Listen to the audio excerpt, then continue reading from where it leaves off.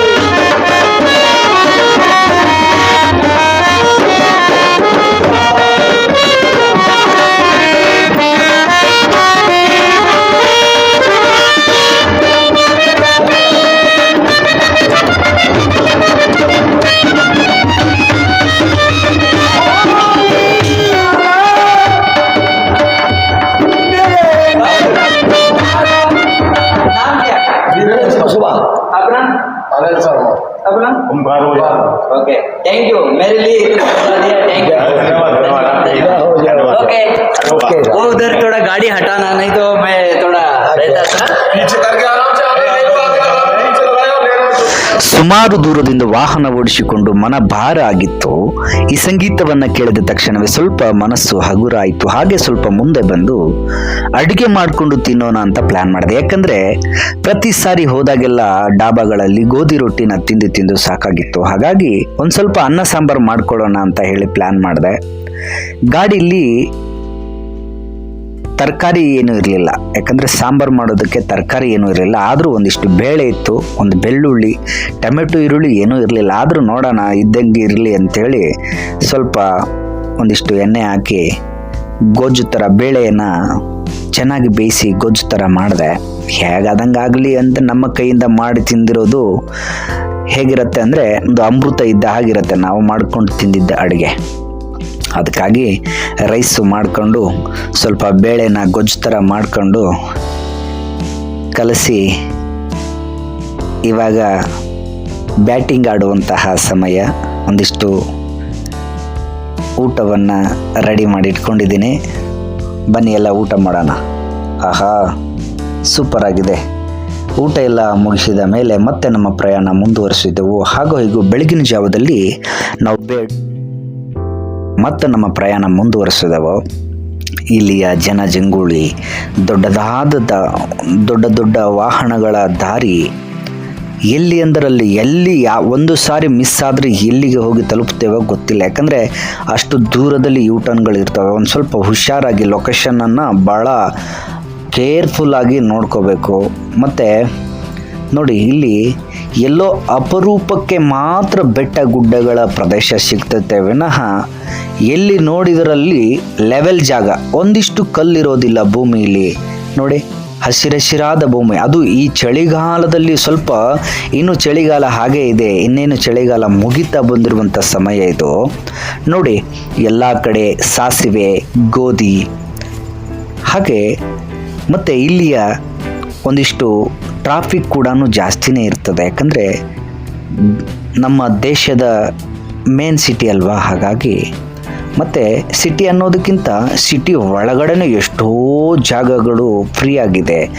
ಇಲ್ಲಿಯ ಇನ್ನೊಂದು ವಿಶೇಷತೆ ಏನಪ್ಪ ಅಂದರೆ, ಮಳೆಗಾಲದಲ್ಲಿ ಸಿಕ್ಕಾಪಟ್ಟಿ ಮಳೆ ಆಗತ್ತೆ, ಬೇಸಿಗೆಗಾಲದಲ್ಲಿ ಸಿಕ್ಕಾಪಟ್ಟಿ ಬಿಸಿಲಿರುತ್ತೆ ಮತ್ತು ಚಳಿಗಾಲದಲ್ಲಿ ಸಿಕ್ಕಾಪಟ್ಟಿ ಚಳಿ ಇರುತ್ತೆ. ಯಾಕಂದರೆ ನಮ್ಮ ಕಡೆ ಅಂದರೆ ನಮ್ಮ ಕರ್ನಾಟಕ ಮತ್ತು ಬೇರೆ ರಾಜ್ಯಗಳಿಗಿಂತ ಈ ಒಂದು ಭಾಗದಲ್ಲಿ ಅತಿ ಹೆಚ್ಚಾಗಿ ಮಳೆಗಾಲದಲ್ಲಿ ಜಾಸ್ತಿ ಮಳೆ, ಚಳಿಗಾಲದಲ್ಲಿ ಜಾಸ್ತಿ ಚಳಿ, ಬೇಸಿಗೆ ಕಾಲದಲ್ಲಿ ಅತಿ ಹೆಚ್ಚಾದ ಬಿಸಿಲು ಇರುತ್ತೆ. ಹಾಗಾಗಿ ಈ ಒಂದು ಜಾಗ ಎಲ್ಲದಕ್ಕೂ ಹೆಚ್ಚಾಗಿ ಇದೆಲ್ಲದರ ಮಧ್ಯದಲ್ಲಿ ಇಷ್ಟೆಲ್ಲ ವಾತಾವರಣ ಹೀಗಿದೆ ಅಂದರೂ ಕೂಡ ಇಲ್ಲೇನು ಜನಜಂಗುಳಿ ಕಡಿಮೆ ಆಗೋದಿಲ್ಲ. ಯಾಕಂದರೆ ನಮ್ಮ ದೇಶದ ಮೇನ್ ಸಿಟಿ ಅಲ್ವಾ. ನೋಡಿ, ಇಲ್ಲಿ ಕುಳ್ಳು ಅದೇ ಭರಣಿಯನ್ನು ತಟ್ಟಿಟ್ಟಿದ್ದಾರೆ. ಮತ್ತು ನನಗಂತೂ ಒಂದು ಏನು ವಿಶೇಷತೆಯಪ್ಪ ಅಂದರೆ, ಇಲ್ಲಿಯ ಭೂಮಿ ಎಲ್ಲಿಂದ ಎಲ್ಲಿವರೆಗೂ ಕಣ್ಣು ಹರಿಸಿದಷ್ಟೆಲ್ಲ ಲೆವೆಲ್ ಭೂಮಿ ಸಿಗುತ್ತೆ. ಇದು ಟೋಲ್ಗೇಟ್ಗೆ ಬಂದು ತಲುಪಿದೆವು.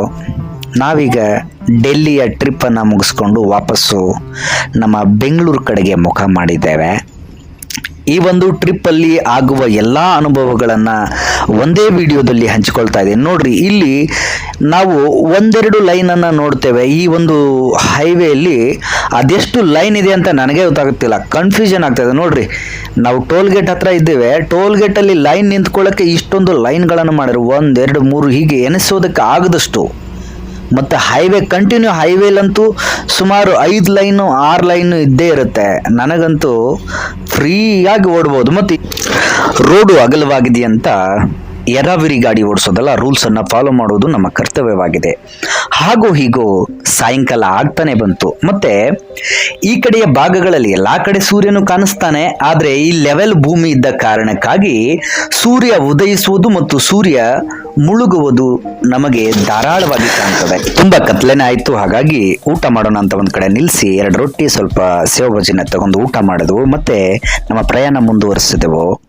ಹಾಗೆ ಬೆಳಕರಿತಾ ಬಂದಾಗ ನಾವು ಅಜಂತ ಹತ್ತತ್ರ ಇದ್ದೆವು. ಇಲ್ಲೊಂದು ಕಟ್ಟಡ ಕಾಣ್ತಾ ಇದೆಯಲ್ಲ, ಈ ಕಟ್ಟಡ ಅಲ್ಲಿ ಒಂದು ಬೆಟ್ಟದ ತುದಿಯಲ್ಲಿ ಒಂದು ಕೋಟೆ ಇದೆ. ಆ ಕೋಟೆಗೆ ಹೋಗೋದಕ್ಕೆ ಇಲ್ಲಿ ದಾರಿ ಇದೆ ಅಂತೆ. ಅದು ಹೇಗೆ ಮಾಡಿದ್ದಾರೋ ಹೇಗಿರ್ತದೋ ಗೊತ್ತಿಲ್ಲ. ನೋಡಿ, ಇಲ್ಲಿಗೂ ಅಲ್ಲಿಗೂ ಬಹಳ ದೂರ ಇದೆ. ಮತ್ತು ಈ ಬಂಡೆ ಎಲ್ಲ ಇದ್ರೆ ಹೇಗೆ ಅದನ್ನು ಗುಹೆ ಥರ ಮಾಡಿದ್ದಾರೆ ಗೊತ್ತಿಲ್ಲ.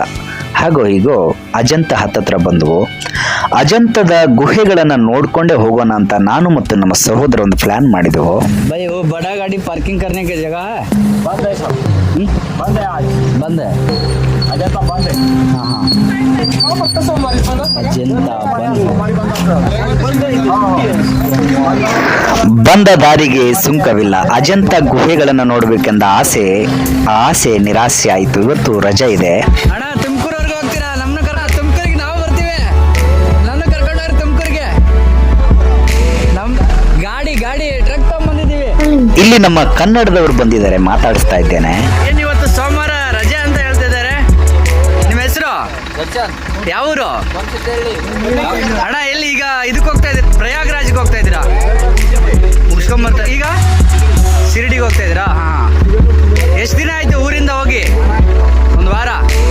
ಚೆನ್ನಾಗಿ, ಆಲ್ ದ ಬೆಸ್ಟ್. UK ಸಂಚಾರಿ ಸೂರಿ. ಎಸ್. ಅಜಂತ ಒಂದು ಘಾಟ್ ಸೆಕ್ಷನ್ ಅನ್ನು ಮುಗಿಸಿಕೊಂಡು ಮೇಲೆ ಬರ್ತಿದ್ದ ಹಾಗೆ ಇದ್ದಕ್ಕಿದ್ದ ಹಾಗೆ ನಮ್ಮ ಒಂದು ಟೈರು, ಬಲಭಾಗದ ಟೈರು ಪಂಚರ್ ಆಗಿಬಿಡ್ತು. ಅಲ್ಲಿ ಹಿಂದೆನೇ ಪಂಚರ್ ಆಯಿತು. ಹಾಗೆ ಮುಂದೆ ಎಲ್ಲಾದರೂ ಪಂಚರ್ ಶಾಪ್ ಇದ್ದರೆ ಪಂಚರ್ ತೆಗ್ಸೋಣ ಅಂತ ಬಂದು ಕಲ್ಲು ಹೊಡೆದು ಪಂಚರ್ ಆಗಿತ್ತು. ಏರಿಲ್ಲದೆ ಹಾಗೆ ಓಡಿಸ್ಕೊಂಡ್ಬಂದ ಕಾರಣ ಟ್ಯೂಬಲ್ಲಿರುವ ನೆಕ್ಕು ಕೂಡ ಕಿತ್ಕೊಂಡ್ಬಿಟ್ಟಿತ್ತಂತೆ. ಅವ್ರು ಹೇಳಿದ್ರು ನೆಕ್ಕು ಕೂಡ ಲೂಸ್ ಆಗಿದೆ ಅಂತ ಹೇಳಿ ಕಿತ್ತು ತೆಗೆದೇ ಬಿಟ್ರು. ನೋಡಿ, ಇವಾಗ ನೆಕ್ ಪಂಚರ್ ಹಾಕ್ಕೊಡ್ತೀನಿ ಅಂತ ಹೇಳಿದ್ದಾರೆ. ಮತ್ತು ಹೊಸ ಟ್ಯೂಬೇ ಹಾಕ್ಬಿಡೋಣ ಅಂದರೆ ಟ್ಯೂಬ್ ಇಲ್ಲ ಅಂತ ಹೇಳಿದ್ರು.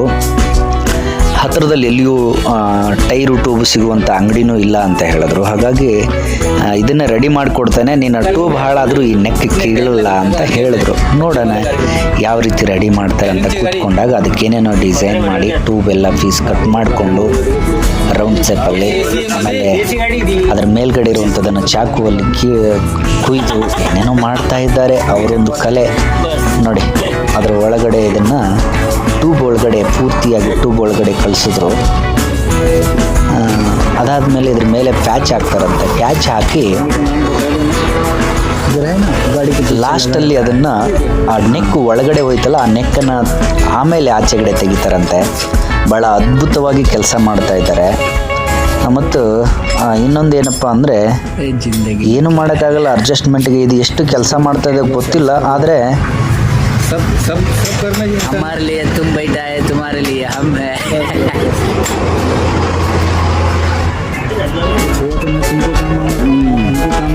ಅವ್ರು ಕೆಲಸ ಮಾಡ್ತಾ ಇರೋದು ನೋಡಿದ್ರೆ ಭಾಳ ಅದ್ಭುತವಾಗಿ ಮಾಡ್ತಾ ಇದ್ದಾರೆ. ಕೊನೆಗೆ ಹೀಟ್ ಮಾಡಿ ಪಂಚರೆಲ್ಲ ಆಯಿತು. ಈಗ ವಾವ್, ಭಾಳ ಅದ್ಭುತವಾಗಿ ಅದನ್ನು ನೆಕ್ಕನ್ನು ಕೂಡ ಆಚೆಗಡೆ ತಗೊಂಡ್ರು. ಹಾಗೆ ಟೈರ್ ಪ್ಯಾಚನ್ನು ಒಂದು ಹಾಕಿ ರೆಡಿ ಮಾಡಿಕೊಟ್ರು.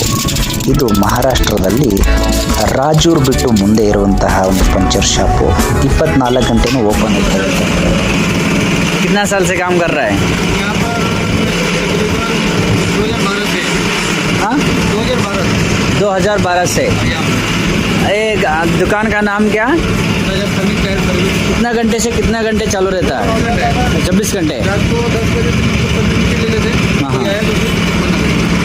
नहीं, अकेला 2 टाइम भी अकेले रहता है. एक भाई गाँव में होगा क्या? हाँ हाँ, रात में एक, दिन में एक. ನೋಡಿ, ಸಹೋದರ ಹೇಳಿದ ಹಾಗೆ ಬಹಳ ಚೆನ್ನಾಗಿ ಕೆಲಸ ಮಾಡಿಕೊಟ್ಟ. ಇದು ರಾಜೂರು ಅಂದರೆ ಅಜಂತ ರೋಡಲ್ಲಿದೆ. ನಾವು ಹೋಗ್ಬೇಕಾದ್ರೆ ಡೋಲಕ್ಕನ್ನು ರೆಡಿ ಮಾಡೋಕೆ ಕೊಟ್ಟಿದ್ದು, ಅದು ರೆಡಿ ಆಗಿದ್ದಿಲ್ಲ, ನೋಡೋಣ ಅಂತ ಬಂದೆ. ಬೈ. अरे भाई जी, मैं अभी फिर से नहीं आएगा इधर में. हाँ, मैं 2 साल से मैं नहीं आया था, अभी आया था. मैं इसीलिए बोला ना, बना के देना. अभी रेडी नहीं होगा भाई. ನಾನು ಈ ಡೋಲಕ್ನ ರೆಡಿ ಮಾಡಿಟ್ಟಿದ್ದಾರೆ ಅಂತ ನಾನು ತಿಳ್ಕೊಂಡೆ. ಇನ್ನೂ ರೆಡಿ ಮಾಡಿರಲಿಲ್ಲ. ಹಾಗಾಗಿ ಮುಂದೆನೆ ಕೂತ್ಕೊಂಡು ಎಲ್ಲ ರೆಡಿ ಮಾಡಿ ಅಂತ ಹೇಳಿ ರೆಡಿ ಮಾಡ್ಸಕ್ಕೆ ಸ್ಟಾರ್ಟ್ ಮಾಡಿದೆ. ಎಲ್ಲ ಬಿಚ್ಚಿ ಏನೇನೋ ಮಾಡಿ ಕೊನೆಗೆ ಟಕ್ ಟಿಕ್ ಟಕ್ ಅಂತ ಏನೇನೋ ಮಾಡಿ ಕೊನೆಗೆ ಒಂದು ರೆಡಿ ಮಾಡಿದ್ರು. ಅವ್ರ ಹತ್ರ ಇರೋದನ್ನೇ, ಯಾಕಂದರೆ ಇದಕ್ಕೆ ಅಂತ ಸ್ಪೆಷಲ್ ಆಗಿ ಏನು ರೆಡಿ ಮಾಡಲಿಲ್ಲ. ಆಲ್ರೆಡಿ ರೆಡಿ ಮಾಡಿಟ್ಟಿರುವಂಥದ್ದನ್ನೇ ಅದಕ್ಕೆ ಫಿಟ್ ಮಾಡಿ ಕೊಡುವಂಥ ಕೆಲಸ ಮಾಡ್ತಾಯಿದ್ರು.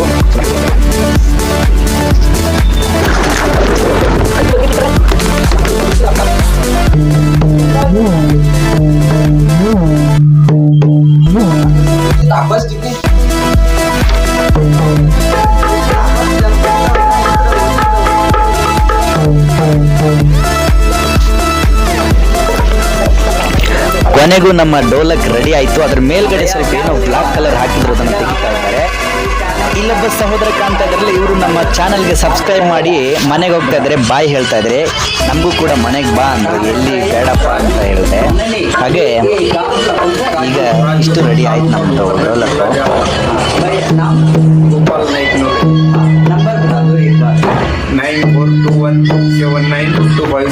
क्या क्या मिलेगा? तबला, ढोलक, सभी बजाने वाले सब. हारमोनियम नहीं मिलेगा ना? हारमोनियम मिलता है. हाँ, मिलता. हाँ, सभी इंस्ट्रूमेंट इधर मिल जाएगा. ಇಷ್ಟೆಲ್ಲ ಒಂದು ಅನುಭವದ ಮೂಲಕ ನಮ್ಮ ಕರ್ನಾಟಕಕ್ಕೆ ಎಂಟ್ರಿ ಕೊಟ್ಟೆವು. ಇದಾಗಿತ್ತು ಇವತ್ತಿನ ವಿಡಿಯೋ ಇಷ್ಟ ಆದರೆ ಲೈಕ್ ಮಾಡಿ, ಸಬ್ಸ್ಕ್ರೈಬ್ ಮಾಡಿ. ನಮಸ್ಕಾರ. Thank you.